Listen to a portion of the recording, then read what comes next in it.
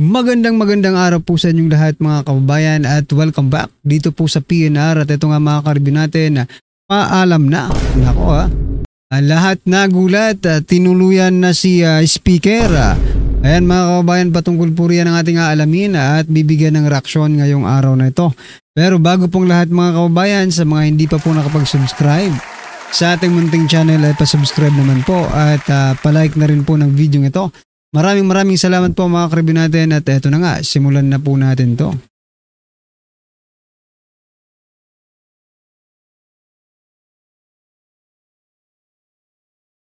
So yan mga kababayan, bago po natin simulang i-play ang video ito, eto pasadahan po muna natin ang mga nagte-trending na mga balita dito po sa mundo ng social media at unahin na nga po natin ito.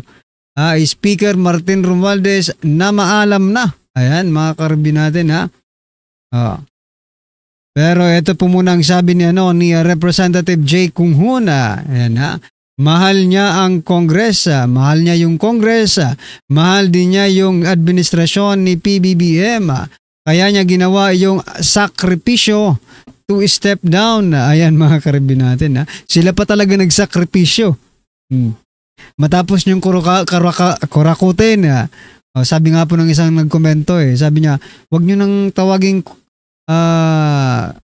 kurap, no, kasi hindi raw magandang hindi raw magandang pakinggan yung word na kurap. Dapat ang itawag sa kanila ay magnanakaw. Mas magandang pakinggan daw ang magnanakaw kaysa sa kurap no. Ito po ang iginiit ni House Deputy Speaker at Zambales, Representative Jay Kung-hoon na matagal nang pinag-iisipan ni late Representative Martin Romualdez na magbitiw bilang House Speaker. Nauna nang talaga ba? Matagal na daw. Kung matagal na, bakit hindi niya ginawa noon? Di ba? Nauna nang nadawit ang pangalan ni Romualdez sa investigasyon ng mga alumalyang flood control project sa Department of Public Works and Highways. Nakikita rin niya na masyado nang tinatamaan yung house, yung institusyon sa ad ni Kung-hoon.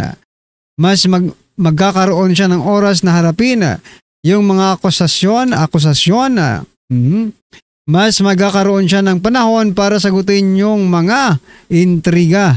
Yung isa sa mga dahilan kung bakit pinili niyang magsakripisyo para rin sa institusyon at para sa bansa. Nako. Sakripisyo pala ito para sa kanila mga ka-review natin na mag-resign, no? Na mag-step down itong si Romualdez. Sakripisyo para sa kanila. Paano na lang kaya yung mga taong bayan na nagbuwis ng kanilang mga buhay para lang makapag bayad ng buwis? Na ngayon ay pinag-uusapan po natin na ang sinasabi niyong institusyon, House of Representatives, ang siyang nangunguna sa pagnanakaw ng kaban ng bayan. Di ba? Ito pa isa pang congressman. Sabi naman po dito ni Representative Ronaldo Puno, sabi niya tatabi na lang daw siya para maharap niya, no? Lahat ng mga akusasyon, mga chismis, kung anumang mga paratang sa kanya, hinggil dito sa flood control at kung ano pa yan. Namaalam na ka sa akin Sabado pa lang, no? Sabado pa lang daw namamaalam na si Speaker Martin Romualdez at maluwa-luwa nga ang kanyang mga mata ng mamaalam mga kababayan, no? Ang tanong nga dito mga ka-review natin, yung DOJ ba ay maglalabas rin ng di ba yung sa immigration, yung bawal po ang lumabas or mag-travel. Let's say travel ban. Maglalabas din po ba ng travel ban itong si DOJ Secretary Boying Rimulya para dito kay Speaker Martin Romualdez? Yung immigration bulletin, di ba? Malalagay ba sa immigration bulletin ang pangalan ni Speaker Martin Romualdez na bawal siyang lumabas ng bansa sapagkat may kinakaharap po silang issue or kaso na rin to dito sa ating bansa patungkol po sa pagnanakaw, di ba? dahil sila po ay magnanakaw. Oh. Okay ka na ba kung sino ka mang nag-comment ka? Ayaw niya kasing tawaging kurap eh. Sabi niya gusto niyang tawaging na magnanakaw. Eh kayo po ba mga kababayan? Saan niyo po ba prefer na tawagin ang mga ito? Mga kurap or sa magnanakaw? Okay? Anyway, ano po ang inyong masasabi dyan mga kababayan sa pamamaalam ni Speaker Martin Romualdez bilang Speaker of the House? Pero ito naman, sabi po dito ni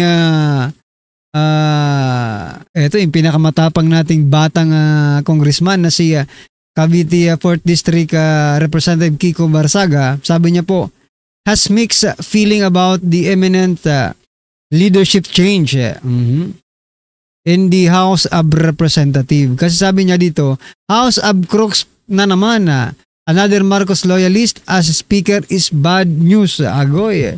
Kaya pala hindi masaya. Akala ko magiging masaya ng batang kongresistang ito, no? Hindi pa rin.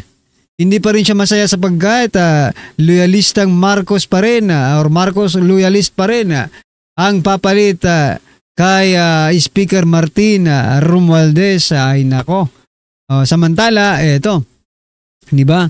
Yung nagpakalat po or nagsiwalat ng kalokohan or yung korupsyon dito po sa flood control projects ng DPWH na si Toby Chanco. Hindi lang po yan ang siniwalat niya, pati po yung pamimigay ni Romualdez ng 7-7, di ba? Mayroon ganyan, mga ayuda-ayuda. Ay siniwalat din po ni Congressman Toby Chanco. Sabi ngayon ni Toby Chanco kasi wala na si speaker, no? May mga lumalapit daw sa kanya na sana siya na lang daw ang maging speaker. Pero ito po ang sagot ni Representative Toby Chanco. Wag niyo na akong isama sa listahan. Nag-decline na ako. Hindi ko tatanggapin yon. Nag-decline na umano sinabota sa Representative Toby Chanco sa mga alok na mapasama sa listahan na ikinukonsidera para mapalitan si House Speaker Martin Romualdez. Basta sinabi ko sa lahat na kumausap sa akin, wag niyo na akong isama sa listahan, sabi ng kongresista. I was the most vocal about the issue of corruption. Baka sabihin, ginagamit ko lang yung issue para maging speaker ako. No? Papatunayan ko na it's not about speakership. It's about the real issue na ikinagalit ng tao. Ayan mga kabayan, palakpakan po natin. Palakpakan po natin si Representative Toby Chanco. Toby Chanco sa kanyang paninindigan. Sa bagay, kasi ang sama rin tingnan no? Kung ngayon ka magiging speaker, tapos tinira mo ng tinira si Speaker Martin Romualdez, parang wala na yung prinsipyo mo, di ba? Mawawala na yung pinaglalaban mo. Kasi iisipin ng taong bayan, ganun pala. Kaya ka pala, kaya mo pala tinira ng tinira sa speaker para ikaw ang pumalit. So this is a very, very good action na ginawa po ni Representative Toby Chanco. Ayan mga kababayan, ano po ang inyong opinion, reaksyon patungkol po sa video ito, i-comment nyo na lang po.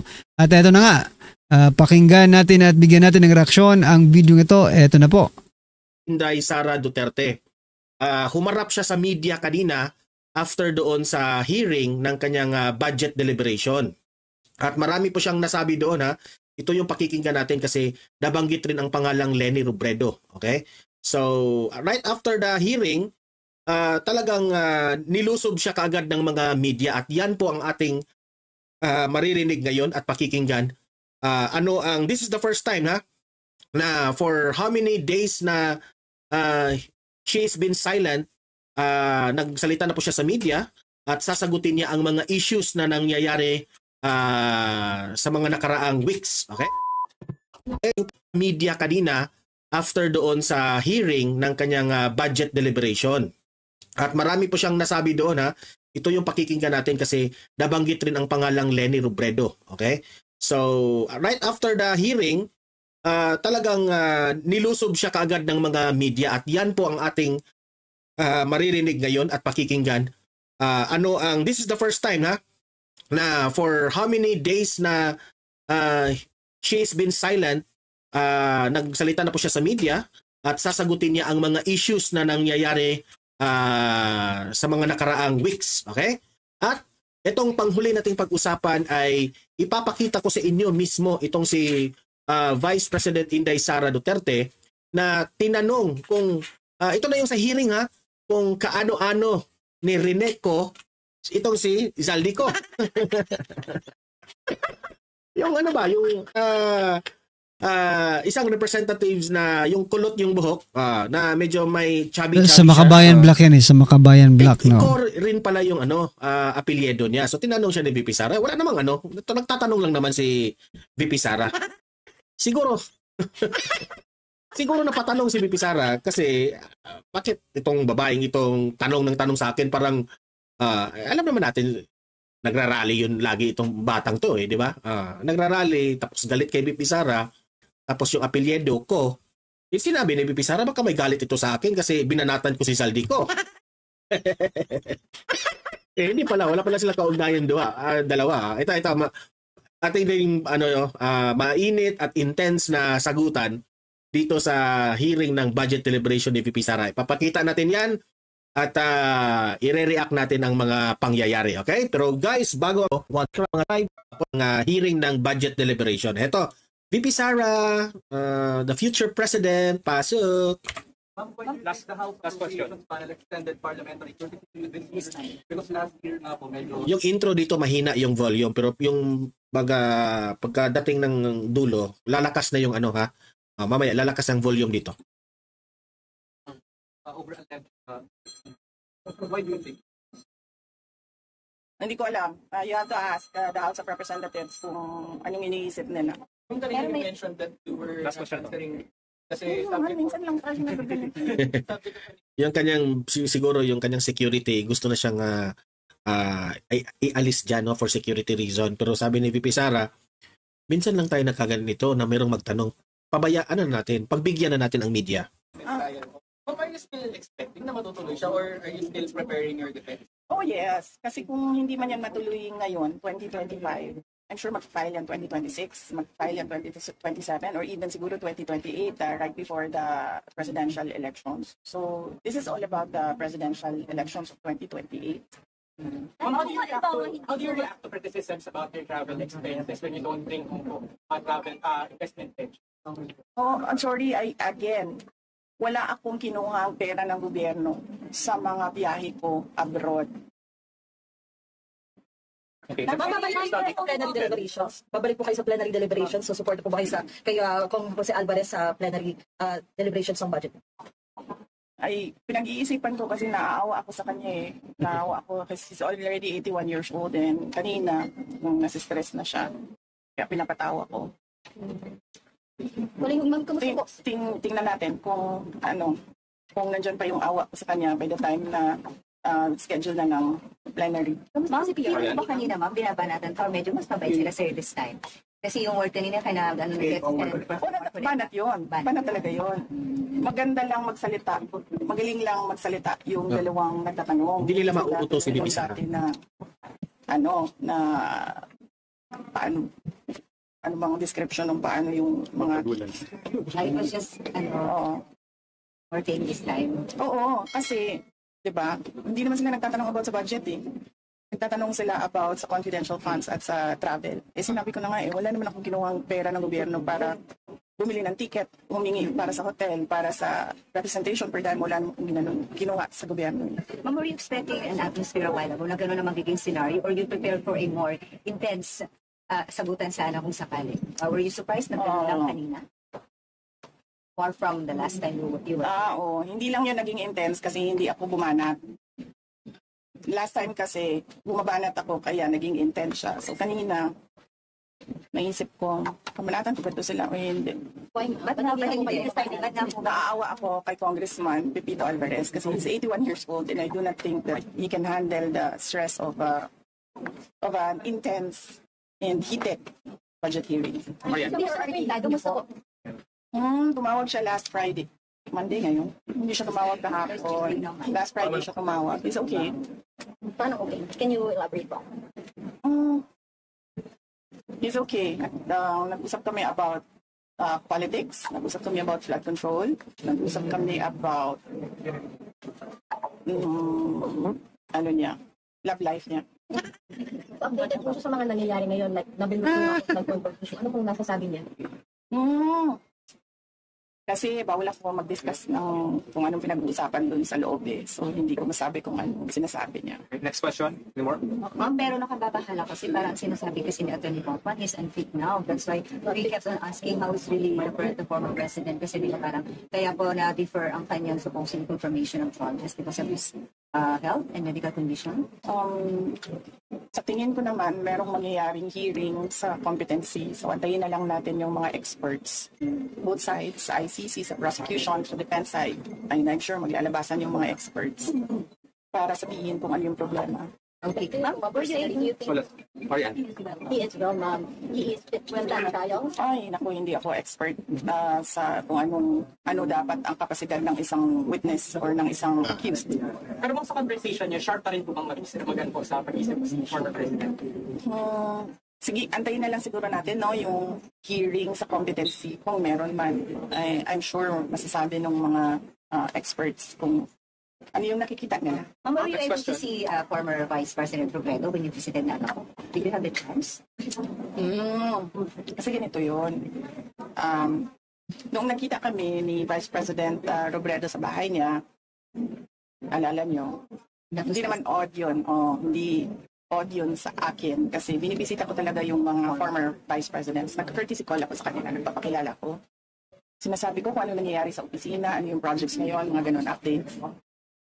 At dahil doon, pinalatan si Vice President Leni Robredo ng mga kasama niya, mga yellow, mga pink, particularly ni Senator Trillanes. At hindi ko kasi gusto yung nagaganon yung isang former Vice President. Being a Vice President, ayoko yung ginaganon mga former Vice President. So, for this visit sa Naga City, nag-desisyon ako na huwag kami magkita para wala nang masabi ang mga tao about former Vice President Leni Robredo. Ayan mga kababayan, ano po ang inyong reaksyon, opinion patungkol po sa video ito? I-comment nyo na lang po mga karabin natin. Maraming salamat po. Please don't forget to like the video. Maraming salamat po.